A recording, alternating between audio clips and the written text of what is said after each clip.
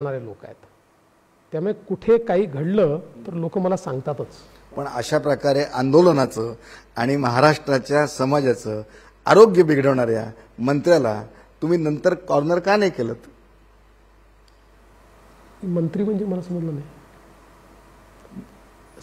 ज्या मलाही नाव घ्यायचं नाही, तुम्हालाही नाव घ्यायचं नाहीये, तुम्हालाही माहिती आहे तुम्ही गृहमंत्री आहात म्हणताय, पण अशा प्रकारे ज्याचं नाव सातत्याने समोर आलं त्या जिल्ह्यातल्या त्या मराठवाड्यातल्या सगळ्यांना त्याचं नाव माहिती आहे, मग त्याच्यावर पुढे तुमच्याकडे कॉन्क्रीट एव्हिडन्स होते? नाही, असं आहे किंवा त्यांनी केलं असं नाहीये, हे दुसरे होते, वॉर रूम उघडणारे महाभाग दुसरे होते।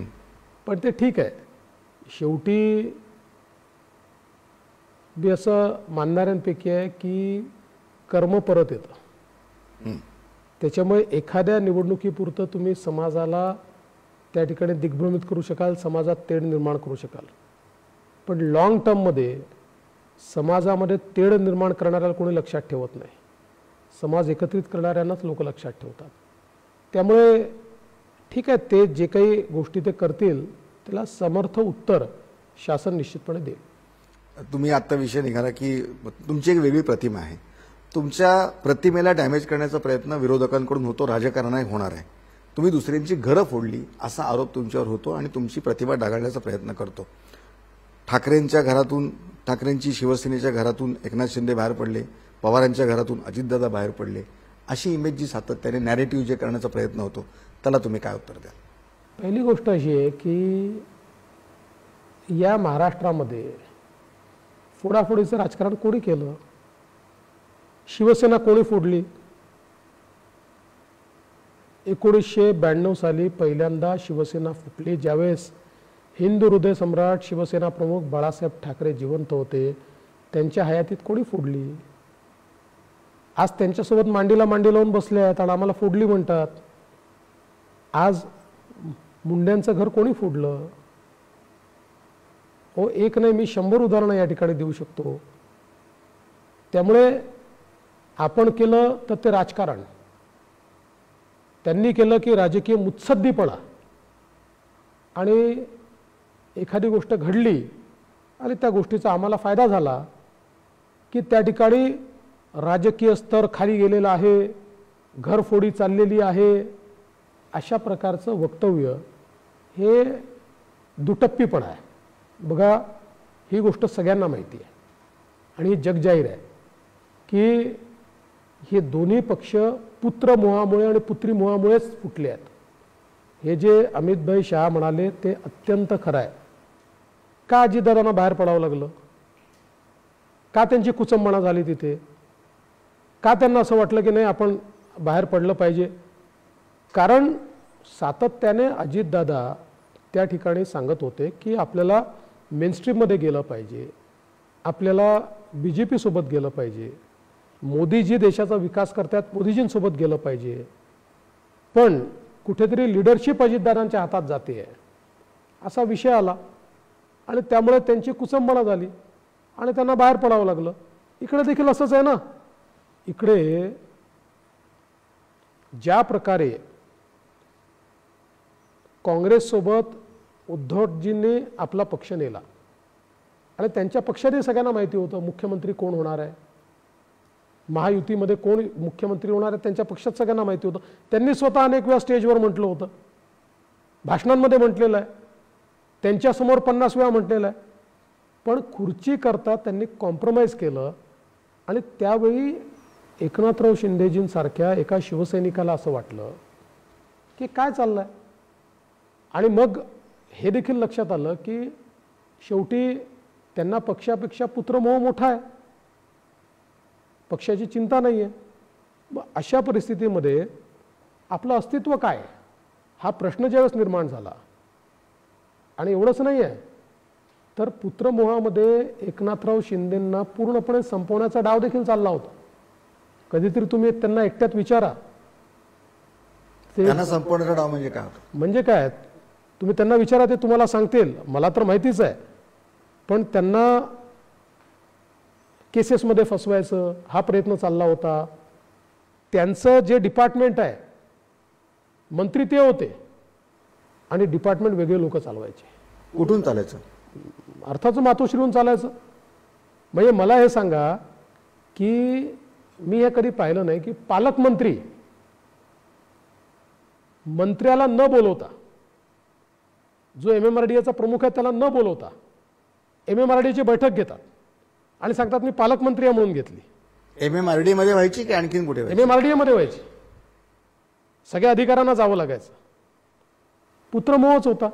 त्यामुळे हे पक्ष पुत्रमोहामुळे फुटले, पुत्रीमोहामुळे फुटले. हा ठीक आहे, आम्ही देखील राजकीय पण पक्ष. असं पुत्रीमोहाचं उदाहरण नाहीये, पुत्रमोहाचं हे आहे. अरे बाबा, इतके उदाहरणं आहेत. आता काय तुम्ही त्यांना विचारा ना, त्यांनी तर भाषणात सांगितले ना त्यांना कुठे कुठे संधी होती आणि कसं कसं डावललं गेलं,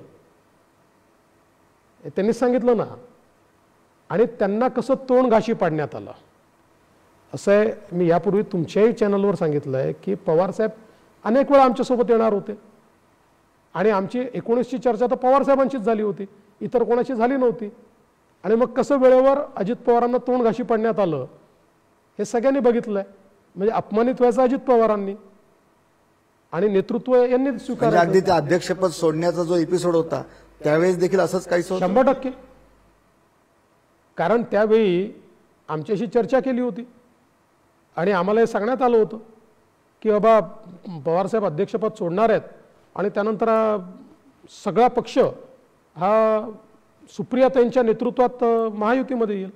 नाही, सुप्रियाताई देशात आणि राज्यामध्ये अजितदादा अशी चर्चा होती. त्याच्यामुळे आम्ही देखील एक राजकीय पक्ष आहोत.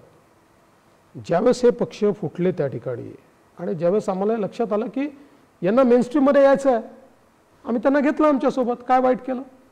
तुम्ही विरोध नाही तर विरोधकच संपवता असा एक आरोप होतो. आता नुकतंच राज ठाकरेंनी बिनशर्त पाठिंबा तुम्हाला दिलेला आहे.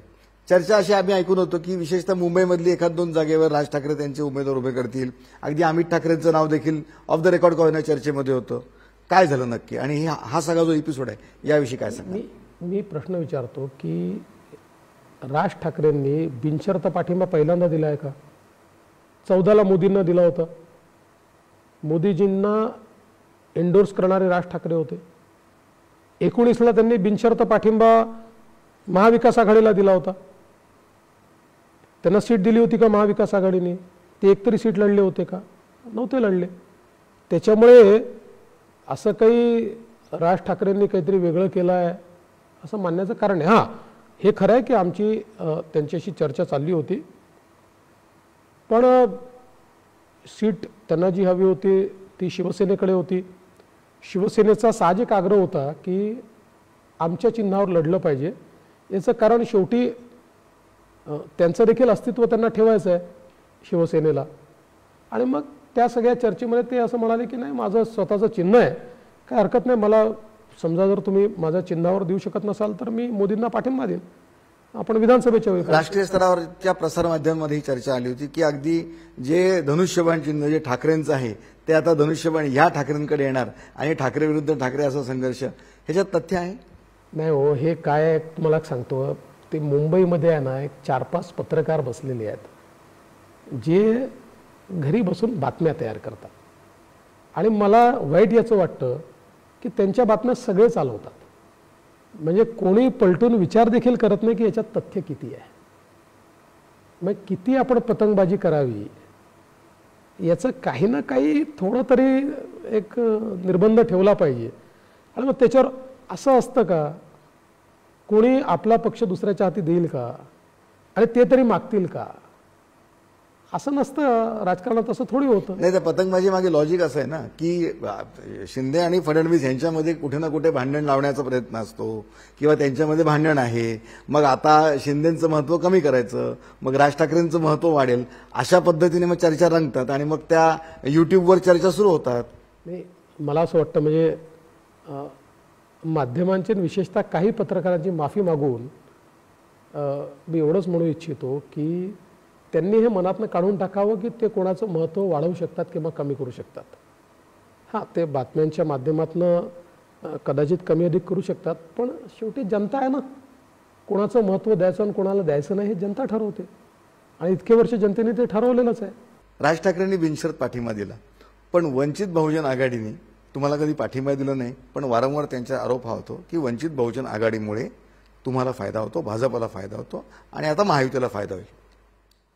असं आहे, वंचित बहुजन आघाडी सातत्याने आमच्यावर टीका करत महाविकास आघाडीशी चर्चा करत होती, तेव्हा ते अतिशय चांगले होते, ते उत्तम होते, त्यांच्यापेक्षा उत्तम कोणीच नव्हतं. आणि चर्चा तुमची निष्फळ ठरली तर आमच्या डोक्यावर का आरोप लावता? तुम्हाला संधी होती ना, तुम्ही त्यांना द्यायची असतं त्यांनी मागितलेल्या जागा. पण त्यांच्या इंटेन्शनवर डाऊट घेतात की त्यांना यायचंच नव्हतं, केवळ चर्चा सुरू असं होती. आहे की ज्याला आपण आंबट द्राक्ष म्हणतो तशातला प्रकार आहे, ही कोल्हेपोई आहे. मी एक गोष्ट निश्चितपणे सांगतो की हे जे पक्ष आहेत, शिवसेना म्हणजे उद्धव ठाकरेची उबाठा सेना असेल किंवा काँग्रेस असेल किंवा शरद पवारांचा पक्ष असेल, यांची अपेक्षा अशी आहे की इतरांनी सगळ्यांनी यांना बिनशर्त समर्थन द्यावं आणि त्याग करावा. असं इतर कोणी करायला तयार नाही आहेत. आणि मग त्यांनी त्याग केला नाही की त्यांच्या इंटेन्शनवर त्या ठिकाणी ते प्रश्नचिन्ह निर्माण करतात.